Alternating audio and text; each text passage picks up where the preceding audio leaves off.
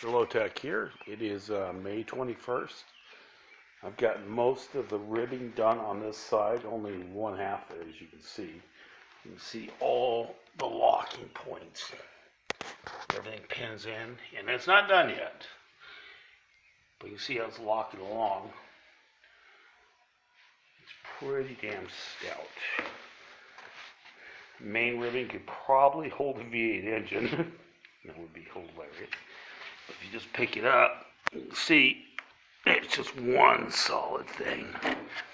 And yes, that is wing number one going on. I just figured out an ingenious way to do this.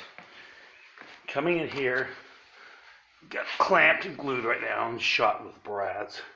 But see how I ran down in here and locked into it? There are ways to tie stuff together. Because I should be able to smack up against the rocks or something and not have an issue. I think she's coming along just fine. Definitely a little longer than I planned on, but that's okay. I'm just glad I got to figure out that wing finally. That's crazy. It's not done yet, but it's getting there. But yeah, overall it's pretty level.